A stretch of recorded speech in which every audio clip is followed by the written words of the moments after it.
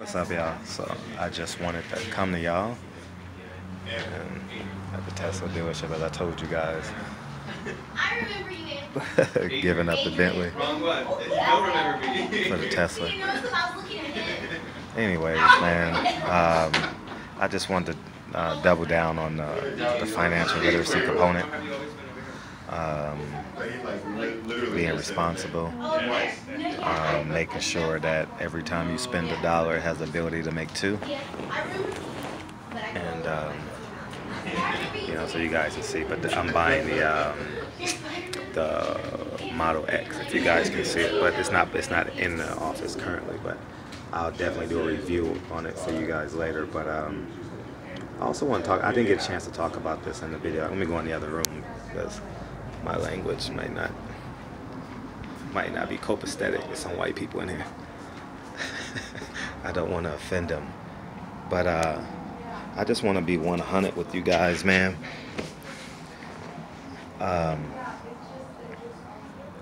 Just double down on Deontay Wilder, and what he did to Eddie Hearn is just fucking unbelievable. It feels good, just as a black man who knows in a direction what he wants, where he wants to go, and how he wants to do it. There's no better feeling than looking at a white man in the face and just telling him no.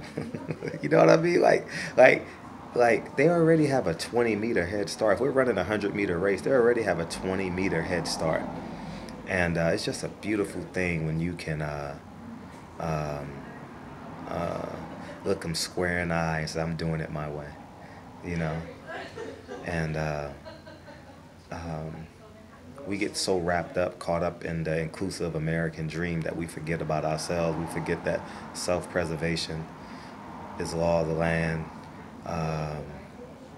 Self-development gets ambushed by, oh, we must help other people, and I agree with I agree with that sentiment. But at the end of the day, if you don't wash your hands will remain dirty. And if you shake another man's hand or help another man, then they're carrying that dirt along with you. So make sure you're able to wash your hands before you're able to help someone else. You understand what I'm saying? But it's just a beautiful thing, man. And I've had the opportunity of doing that a handful of times in my life, where you're going through a deal and the white man just can't believe you're just telling him no. What do you mean you're telling me no? And I just want to encourage you guys, man. If work hard, man.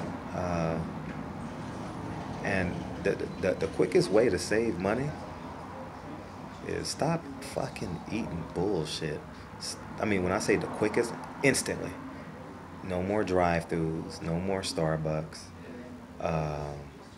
no more sodas, no more 99-cent 7-Elevens, you know what I mean? The 84-ounce cups in the summertime because they keep you in there. You know, you buy the cup the first time and it's only like 75 cents to refill, you know, stuff like that. But,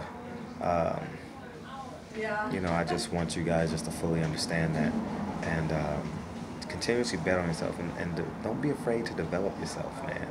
I know it's hard in a world where, you know, mediocrity is pretty common, exceptionally common. But when you have examples like a Deontay Wilder, it's inspiring, it's encouraging, especially not only if 9.75? in LA, Yes. Orange County is 9.25, and I think LA is 9.75. 9.75. If I'm not mistaken, yeah, it is, right? I'll take it. Yeah. Well, since the customer, I'll round down. So Okay. let's say 9.5. Thank you. So yeah, you got to know how much you pay. That's another tip I'm gonna give you guys too. Each county, no matter what state you're in, typically has a different tax code, right? So I'm buying this car in 9.25 tax code, right? You know, you got a cousin or an auntie that lives in that county, you just send it to them and they'll give you the registration later, and whatever the case may be. You save I mean, this car is $100,000 and you figure 9.25 versus 9.75, that's a big difference in savings. But getting back to Deontay Wilder. So if you live in Ohio, there's different counties, right?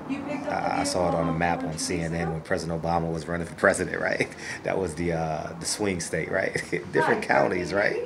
And Florida, different counties, right? But and check the So if you make a large purchase or any other purchase, you can use that address and get that tax and get that tax. So just little cheat things that not necessarily smart, but forward thinking businessmen. You know, having that perspective. But two, getting back to Deontay Wilder, not only does he is the same hue as us, he's us, man. I don't care. I mean, I'm about to sneeze. I don't care how much we love Mike Tyson. I don't care how much we love Evander Holyfield. I don't care how much we love Riddick Bowe, Lennox Lewis. This is the first heavyweight champion I've personally experienced that is not only the same color as us, for the most part, you know what I mean, has the same background as us and believes in us, and more importantly, fights the same struggle as us, man. Deontay Wilder said it yesterday on the Boxing Voice. I'm a real one. And what made it, and you know he listens to our videos. You know what he said? You know what he said that was so special? I spoke on it after 78 did the video. I'm getting goosebumps, right? Black Fight Fan spoke on it.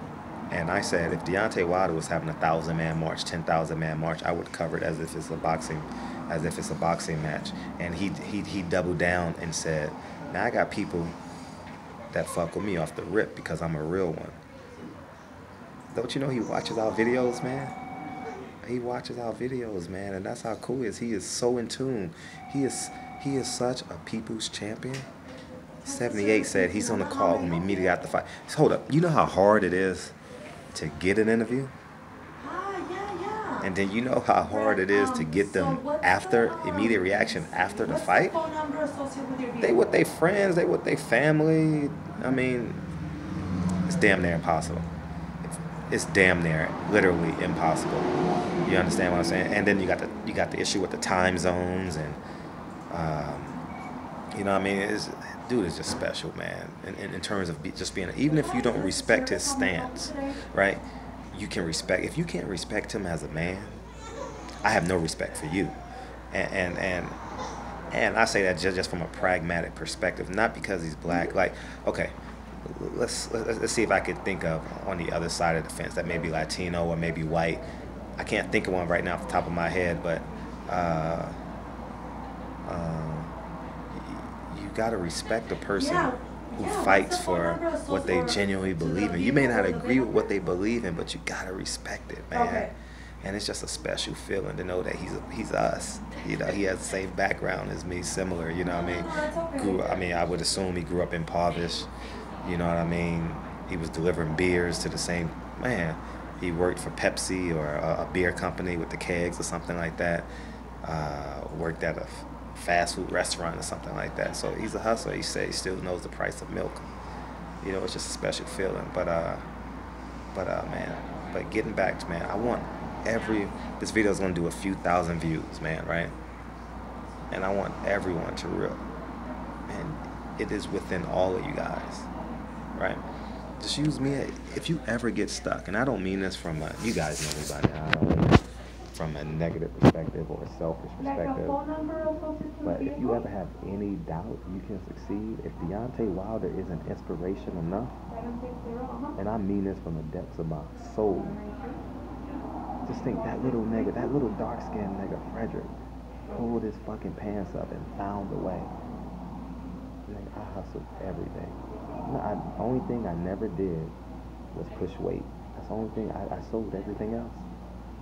Like I told you guys, I might have delivered a package or two, but I never sit on the corner and sold weed. But man, from T-shirts, I was selling envelopes, man. Like I would go, I would steal everything, whatever could fit in my pocket. I stole it and then resold it to the hood, right? Like, I mean, like bags, potatoes for 25 cents. You walk up the block, you sell for 50 cents. People don't want to walk to the store. You know what I mean? Whatever could fit in my pocket, I stole. And you know what I mean? Sometimes I didn't tell the truth on loan applications when I didn't have it. You know what I mean? Because I needed that money. I needed that come. But what I didn't do, I didn't go buy a Gucci belt. I didn't go buy the latest Jordans or something. I never ever did that. I shouldn't say never, but 8 out of 10 times, I wouldn't do it. You know what I mean? Just like, okay. Me at the Tesla dealership is gives you an indicator of who I am. I got 2 kids now, man, and Hi, Dad. it's just no way can I be irresponsible financially. I have to be the example I want my son and my daughter to become. You understand? Like making this sacrifice. How can I tell my son down the line to make a sacrifice when I'm driving a Bentley and spending money on frivolous shit and hanging out, and as opposed to getting a family car, doing the right thing. When they go to school, in 5 years they'll be back in school. You know, my daughter will be in school in 5 years, and I'll have some little bit more freedom, and I can potentially go buy another Bentley. You understand what I'm saying? Potentially go buy another Rolls Royce, something. But right now, I have to do what's best for the family. I have to do what's best for the Hawthorne legacy. And what's best for the Hawthorne legacy is for me to keep it real 100 with you guys, spend $100,000 on this car, never pay for gas, never pay for maintenance. The brakes go out every 80 to 100,000 miles. It's a win. The car in terms of mental and my pocket will pay for itself, man. And I just wanna, man, I love us so much that I want us all to win.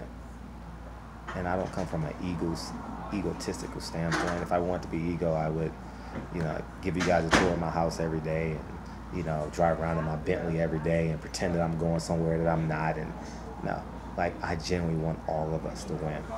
And so I say, I'm repeating, if Deontay Wilder doesn't encourage or inspire you enough, if Floyd Mayweather, if Kobe Bryant, if Malcolm Gladwell, President Obama, Oprah Winfrey,